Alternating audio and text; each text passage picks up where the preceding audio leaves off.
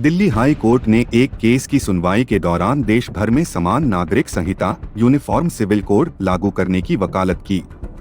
उसने कहा कि अब समाज में धर्म, जाति और समुदाय की पारंपरिक रूढ़ियां टूट रही हैं। इसलिए समय आ गया है कि संविधान की धारा 44 के आलोक में समान नागरिक संहिता की तरफ कदम बढ़ाया जाए। हाई कोर्ट ने 1985 में सुप्रीम कोर्ट की तरफ से जारी एक निर्देश का हवाला देते हुए निराशा जताई कि 3 दशक बाद भी इसे गंभीरता से नहीं लिया गया है। क्या कहता है आर्टिकल 44? संविधान के भाग 4 में राज्य के नीति निर्देशक सिद्धांत का वर्णन है।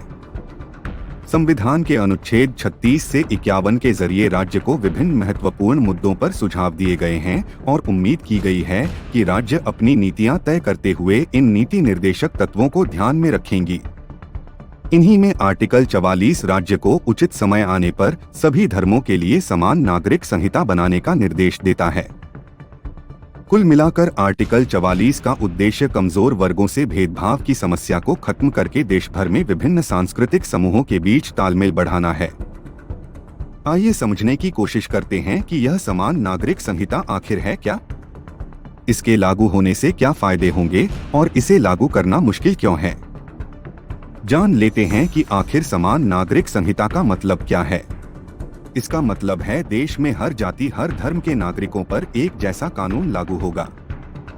अभी हिंदू, सिख, जैन और बौद्ध धर्म हिंदू विधि में आते हैं और इनके कानून भारतीय संसद में पारित किए जाते हैं, जो संविधान पर आधारित होते हैं।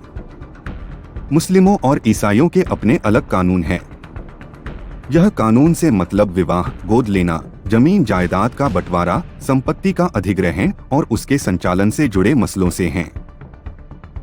आसान शब्दों में कहा जाए कि अभी अलग अलग धर्मों के शादी ब्याह से लेकर तलाक तक के अपने अपने अलग नियम हैं, कायदे हैं, परंपराएं हैं, कानून है, लेकिन समान नागरिक संहिता लागू होने पर सब पर एक जैसा कानून लागू होगा। अभी आईपीसी भारतीय दंड संहिता और सीआरपीसी अपराध दंड संहिता देश भर में समान रूप से लागू है, यानी किसी ने देश के किसी भी कोने में क्राइम किया तो उस पर एक जैसी धाराएं लागू होंगी और एक जैसी अधिकतम सजा ही मिलेगी। लेकिन किसी धर्म या जाति में शादी के विधि विधान अलग होते हैं। कहीं जमीन जायदाद में लड़कियों को हिस्सा नहीं दिया जाता है, कहीं पैतृक संपत्ति के बंटवारे में बड़े भाई का हिस्सा छोटे भाई से ज्यादा होता है, तो कहीं बेटियों को इससे बिल्कुल अलग कर दिया जाता है, कहीं तलाक लेने से पहले 1 साल समझौते के लिए रखा जाता है तो कहीं 2 साल।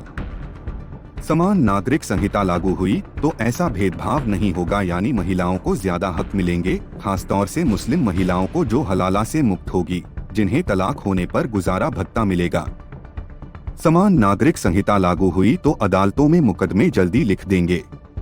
अभी अलग अलग धर्मों में परंपराओं और मान्यताओं की व्याख्या करने में बहुत ज्यादा समय खर्च हो जाता है। समान नागरिक संहिता लागू होने पर देश में एकता बढ़ेगी, झगड़े खत्म होंगे, देश सही अर्थ में धर्मनिरपेक्ष देश बन सकेगा। इसका राजनीति पर भी असर पड़ेगा। वोट बैंक की राजनीति खत्म होगी। कहा जा रहा है कि देश में एकता बढ़ेगी तो देश भी आगे बढ़ेगा।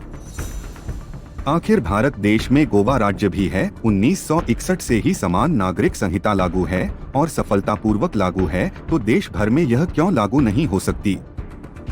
मुसलमान के विरोध में इसे लागू करने से समाज में ही विरोध पैदा होगा। जैन और बौद्ध धर्म में भी पर्सनल कानून को हटाने का विरोध होगा। जानकारों का कहना है कि कड़ी डर कड़ी कानून बनाकर सुधार की तरह बढ़ा जा सकता है।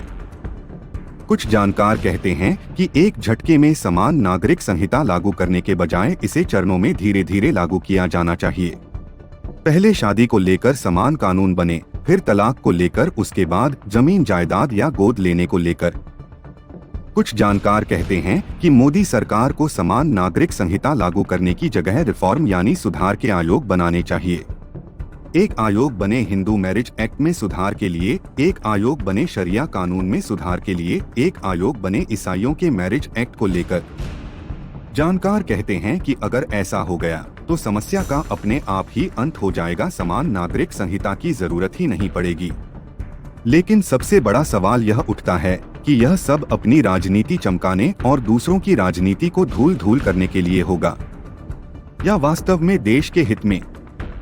अगर ये वीडियो आपको अच्छा लगे तो वीडियो को लाइक कीजिए, चैनल को सब्सक्राइब कीजिए ताकि वीडियोस की नोटिफिकेशन आपको आती रहे।